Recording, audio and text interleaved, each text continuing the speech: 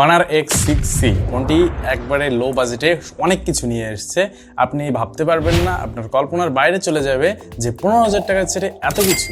তো চলুন বেশি কথা না বলে সরাসরি ফোনের দিকে চলে যাই। প্রথমে রয়েছে ডিজাইনটা যদিও প্লাস্টিকের, কিন্তু আপনাকে একটা গ্লাস ভাইব দেবে এবং 199 গ্রামের মতো ওজন রয়েছে, যেটা হালকা একটু বেশি আমরা বলতেই পারি, এবং এইটার থিকনেস রয়েছে 8.4 মিলিমিটার, যেটা যথেষ্ট কম বলা যায়।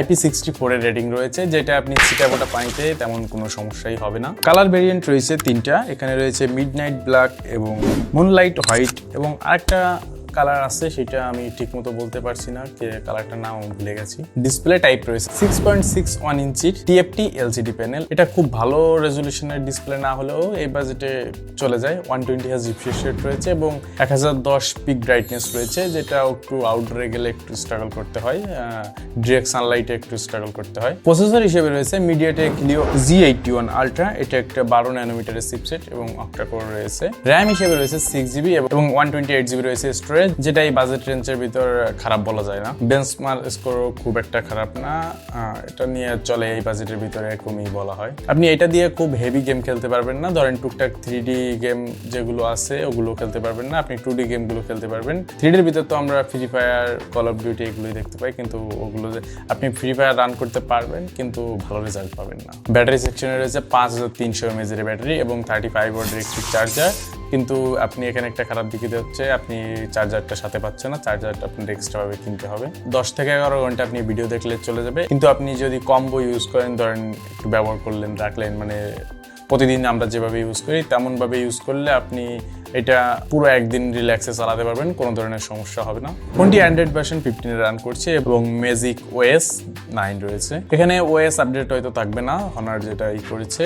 সিকিউরিটি আপডেট হয়তো 2টা পাবেন বা 2 বছরের সিকিউরিটি আপডেট পাবেন, কিন্তু আপনি OS আপডেট পাচ্ছেন না, এটাই শেষ। ফিচার হিসেবে আপনার NFC রয়েছে এবং FM রয়েছে, যেটা আমাদের কাজের। কানেক্টিভিটিতে রয়েছে 5G, এটা নেই, আপনি 2G 3G 4G এগুলো ইউজ করতে পারবেন। এখানে 5G নেই। 3.5 মিলিমিটার হেডফোন জ্যাকটি রয়েছে এবং সাইড মাউন্টেড ফিঙ্গারপ্রিন্ট এবং ফেস স্ক্যানার তো রয়েছে, এবং NFC তো বললামই, এটাও রয়েছে। তো এখানে আরেকটা দিক রয়েছে, এখানে এয়ার ব্লাস্টার সেন্সরটা মিসিং রয়েছে, যেটা আপনার একটু প্রবলেম করবে, এবং ওয়াইফাই ভার্সন 5 এবং ব্লুটুথ ভার্সন 5.1 সব নিয়ে তো হলো।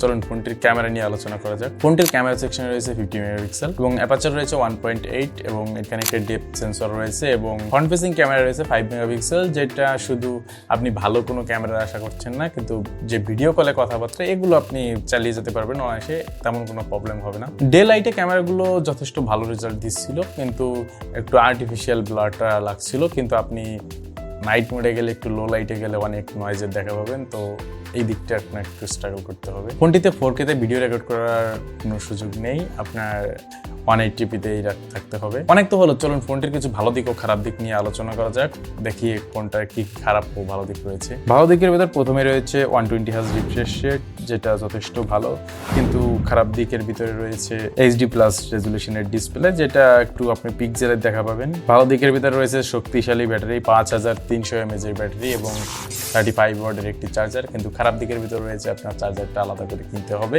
আপনি বক্সের ভিতর পাচ্ছেন না। ভালো দিকের ভিতরে রয়েছে NFC+, FM+, 3.5 মিলিমিটার হেডফোন জ্যাকটা আপনি পাচ্ছেন, কিন্তু খারাপ দিকের ভিতরে আপনি 5Gটা পাচ্ছেন না, আপডেট থাকতে পারবেন না, ভবিষ্যতে যে 5G আসলেও আপনি আপডেট থাকতে পাচ্ছেন না। ভালো দিকের ভিতরে রয়েছে বডিটা প্লাস্টিকের আর ওজনেও হালকা, কিন্তু খারাপ দিকে রয়েছে এটা একটু লো বাজেটের ফিল দেয়, যেহেতু লো বাজেটই কিন্তু তারপর আরেকটু লো বাজেটের ফিল দেয়, এটা প্রিমিয়াম ফিলটা আসে না। ভালো দিকের ভিতরে রয়েছে IP64 এর রেটিং রয়েছে, আর খারাপ দিকের হিসেবে বলা যায় যে IP64 এ তো আপনি তেমন প্রোটেকশন পাচ্ছেন না। বর্তমানে 15,000 টাকার সেটে আমরা IP68-9 এর রেটিং দেখছি, কিন্তু এটা একটু পিছিয়ে রয়েছে, এখানে অ্যাটলিস্ট IP66 দেওয়া উচিত ছিল। তো চলুন ফোনটি এবার কাদের জন্য, ফোনটা কারা এটা বাই করতে পারবে।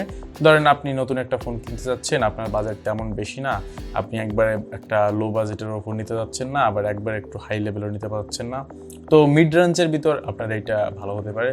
বা নতুন যারা SSC পরীক্ষা দিছে, এখন অনেকে হয়তো ফোন কিনবে, তো তারা এটা চুজ করতে পারে। স্টুডেন্ট হিসাবে হেভি তো কাজ করা লাগে না, তারা তো ফুল টাইম গেম খেলবে না, তারা তো পড়ালেখার পাশাপাশি এটা অনেক সময় পড়ালেখার কাজে বা অনলাইন ক্লাস করবে, তো তাদের জন্য ঠিক আছে। এবং এছাড়া যারা চাকরিজীবী আছে, ডে টু ডে নর্মাল ইউজে একটু ভিডিও দেখবেন, ফেসবুক স্ক্রল করবেন, তো তাদের জন্য এটা ঠিক আছে। কিন্তু হেভি গেম খেলা বা যারা একটা ক্যামেরা প্রেমী, তাদের জন্য ফোনটা না। তো যাই হোক, ভিডিওটি ভালো লাগলে একটি লাইক করবেন এবং কমেন্ট করে জানাবেন ফোনটি আপনি কিনবেন কিনা। দেখা হচ্ছে অন্য কোনো ভিডিওতে, ততক্ষণের জন্য বাই।